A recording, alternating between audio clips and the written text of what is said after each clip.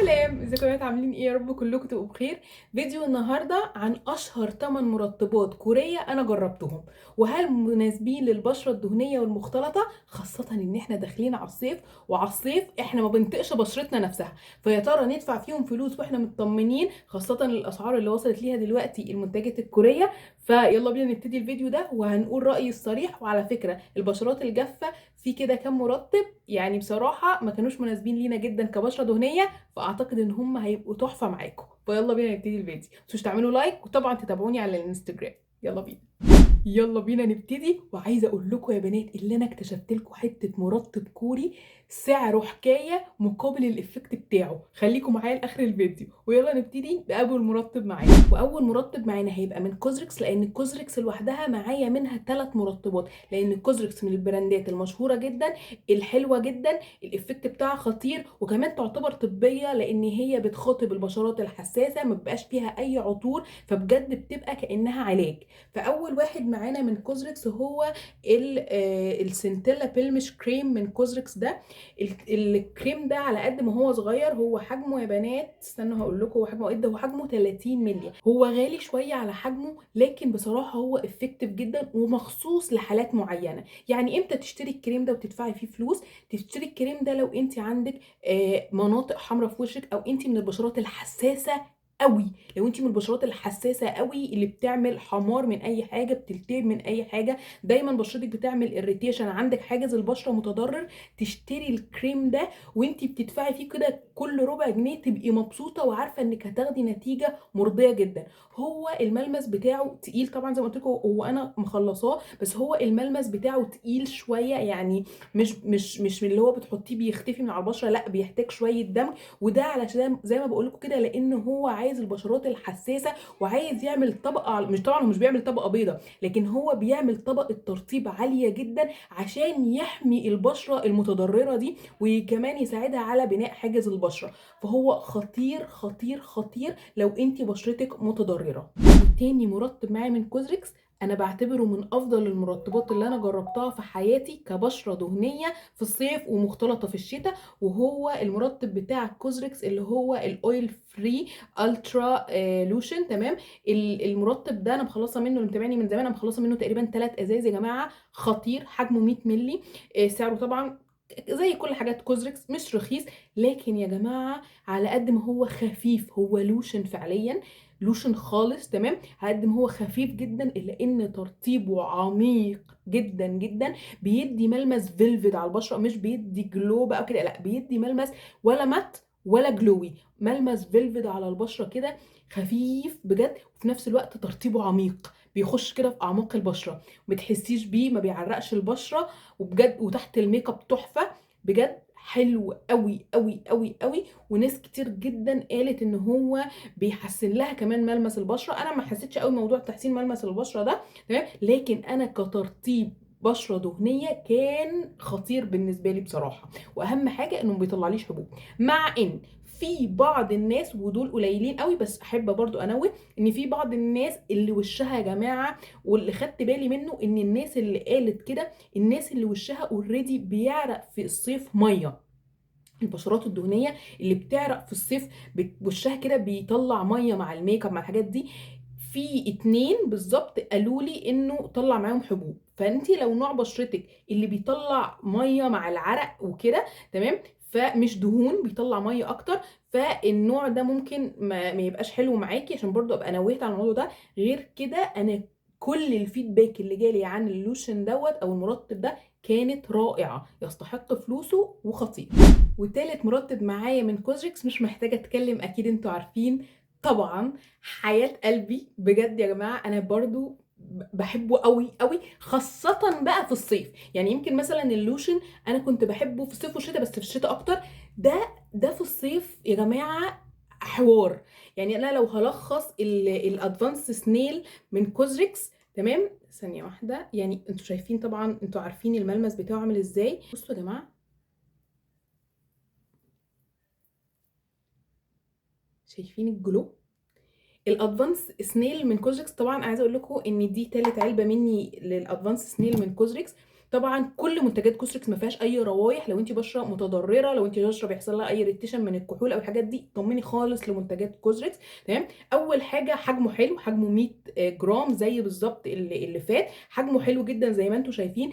تاني حاجه مع انت مش محتاجه مني كميه كبيره، هي كميه بسيطه جدا بترطب لك وشك. زي ما كنت بقول لكم، انا لو عايزه الخص كلام كتير عن الادفانس سنيل من كوزريكس، جلو خطير، ترطيبه عميق، مفيش عرق للبشره، من افضل المرطبات اللي ممكن تستخدميها كبشره دهنيه في الصيف. خطير خطير. من هنا ل3 سنين قدام، انا بالنسبه لي المنتج ده مهما في الناس قالت ان ترطيبه مش اقوى حاجه مش عارفه ايه، بس اكيد مش بتتكلمي على البشره الدهنيه. للبشره الدهنيه كفه ووفه، تحفه. تعالوا نخش على المرطب اللي بعد كده، وتعالوا كده اديكوا ريست في النص بمرطب سعره يعتبر كويس، وهو من ايني ليب. عامه منتجات ايني ليب اساسا تعتبر اسعارها كويسه وهاديه شويه. تمام. المرطب ده من ايني ليب اللي هو اسمه، طبعا انا مخلصاه، هو اسمه ديب هايلورون 8. كنت عامله لكم قبل كده ريفيو كامل عن المرطب ده، هتلاقوه في الشورتس او هتلاقوه على انستجرام، روحوا تابعوني هناك عشان هتلاقوا ريفيو عن كل منتج لوحده. تمام. المنتج ده او الكريم ده يا جماعه اللي بيميزه ان هو كان بيجي عباره عن نص جل ونص كريم. اللي بيميز المرطب ده بقى ايه؟ اللي بيميز المرطب ده ان هو ينفع لجميع انواع البشره، جافه ماشي، مختلطه ماشي، دهنيه ماشي، بينفع لجميع انواع البشره، لانه هو حاطط لك كريم وجل. انت بشرتك دهنيه، هتروحي واخده الجل اكتر من الكريم، هتخلطيهم مع بعض وتاخدي الجل اكتر من الكريم. بشرتك جافه، هتاخدي الكريم اكتر من الجل، وتقدري تخلطي، وبيجي معاه كمان سباتيولا كده بتقدري تخلطي بيهم. وبصراحه ترطيبه خطير خطير خطير، حلو جدا. انا بالنسبه لي حبيته اكتر في الشتاء كبشره مختلطه في الشتاء، لكن في الصيف حسيت ان هو بيعرق وشي شويه، فعشان كده انا حتى لما عملت عليه الريفيو قلت ان انا بنصح بيه اكتر البشرات الجافه. تمام. هتحبه جدا، والبشرات المختلطه في الصيف. تمام كده. لكن في الشتاء انا حبيته جدا كبشره دهنيه في الشتاء. معلش نرجع نبتدي نعلى تاني ونيجي عند الخطير اللي ابهرني، بجد ابهرني السنه دي يا جماعه. يعني من الحاجات اللي انا اكتشفتها السنه دي ومبسوطه بيها جدا، واظن واضح انا حبيته قد ايه، كلمتكم عليه قبل كده. بصوا انا ان شاء الله اخلص بس الريفيوهات بتاعتي عنه وهقصه عشان اخد اللحويس اللي جوه ده، يمكن العيب الوحيد فيه ان هو بيخلص. تحفه. اول حاجه ترطيب رائع للبشره الدهنيه، مفيش عرق، جلو، البشره بتشربه كده كده. يعني بصراحه سواء هو سواء السان سكرين بتاعه اللي اكيد هكلمكم عليه، استنى اوريهولكم. السان سكرين بتاعه الاتنين احلى من بعض، خطار يا جماعه. بجد البراند دي عظيمه، انا دلوقتي لحد دلوقتي مجربه منها 3 حاجات، التلاته احلى من بعض. المرطب حجمه حلو جدا بالنسبه للسعر، لان في حاجات هنشوفها دلوقتي جايه اصغر واغلى، فبالنسبه لان هو 100 مللي حجمه حلو قوي. بيرطب حلو جدا، جلو خطير، جلو رائع. الجلو بتاع المنتجات بتاع ايزنتري بتفضل طول اليوم، تمام، من غير دهننه ولا احساس جريسي على البشره، حلو قبل الميك اب. زائد ان هو فيه هايلورونيك يعني مرطب عميق للبشره، وجل القوام بتاعه الاساسي مائي يا جماعه، اقوى جل. فبصراحه لو انت بتدوري على مرطب خفيف حلو ما يطلعلكيش ولا حبايه، رائع. تعالوا نعلى شوية ونخش على مرطبات دكتور إلسيا اللي كانت قلبة الدنيا الفترة الأخيرة، وهو 147 وطبعا 345. أنا جربت الاتنين الحقيقة وعملت لكم بيهم ريل وأنا بجربهم لكم. روحوا على الانستجرام هتشوفوا الريل واضح جدا حتى بالمكونات بتاعت كل كريم، عشان احنا هنا مش هنتكلم على المكونات على قد ما أقول لكم الريزلت بقى بعد الاستخدام، فاهمين؟ ف ال 147 أنا لما استخدمته هو بصراحة خفيف وبيندمج على البشره بكل سهوله وزي الفل، بس انا حسيته تقيل على بشرتي كبشره دهنيه او مختلطه. حسيت ان هو عايز فعليا بشرات جافه، فانا اديته لوالدتي لان والدتي بشرتها جافه، وبصراحه قالت لي ان هو حلو جدا معاها. نيجي بقى للي عامل قلبان والدنيا يعني بيتخانقوا عليه، وهو ال 345.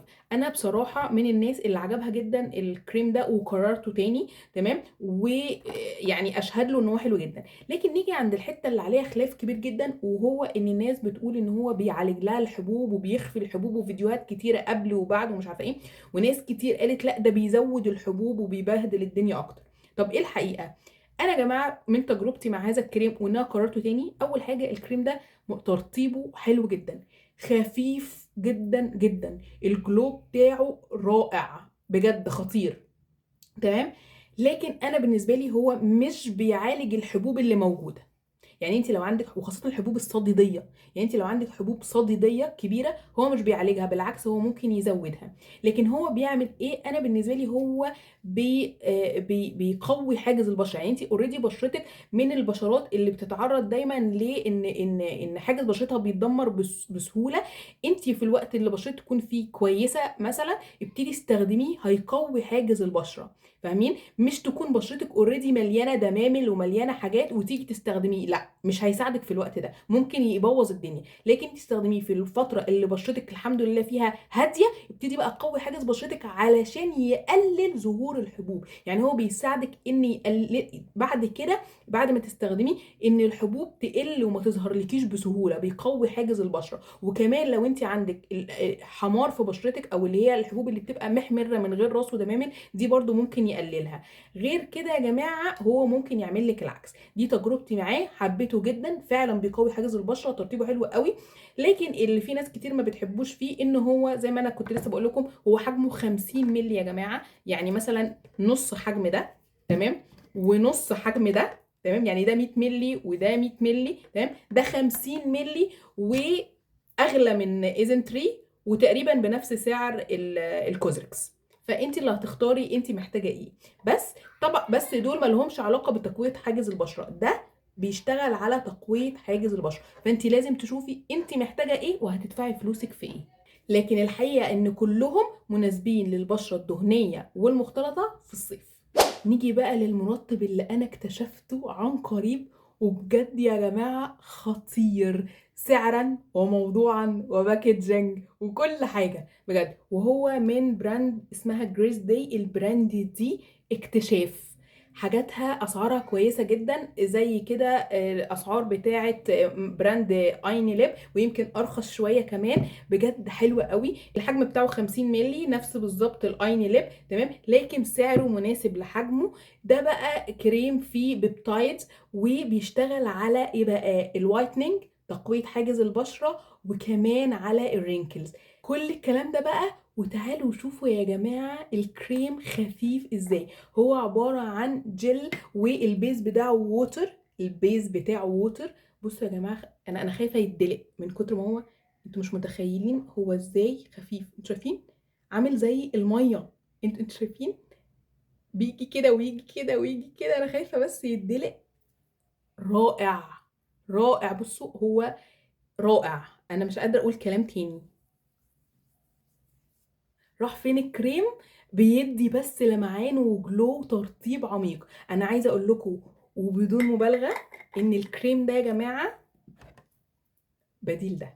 ايوه، ايوه، صدقوني، صدقوني الكريم ده بديل ده.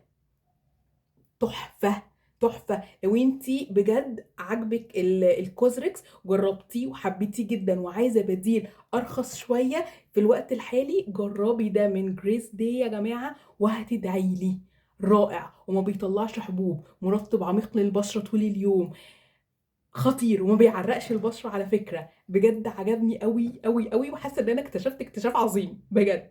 فالمنتجات او تقريبا الكريمات دي كلها يا جماعه، كل منتجات الكوريه هتلاقوها عند سالي ستور او استريلا. بس حاليا معظم الحاجات دي انا جايباها من عند سالي ستور. هسيب لكم اللينك بتاعها تحت عشان تبقوا بس متاكدين ان المنتجات اوريجينال، تمام. وخاصه الحاجات بتاعت كوزريكس، لان الحاجات بتاعت كوزريكس طبعا ودكتور إلسيا اتضربوا بطريقه مش طبيعيه، لدرجه ان ناس مشهوره ما بقوش عارفين الاوريجينال يعني الاوريجينال من المضروب. فيا ريت تشتروا من مكان موثوق عشان تبقوا مطمنين. بس كده حلوين، ده كان الفيديو بتاع النهارده. قلت لكم رايي في كل واحد بمنتهى الصراحه، انت اللي بتختاري ايه اللي يناسبك وتدفعي فلوسك في ايه. تعملوا لك الفيديو ده، تابعوني على الانستجرام. باي باي.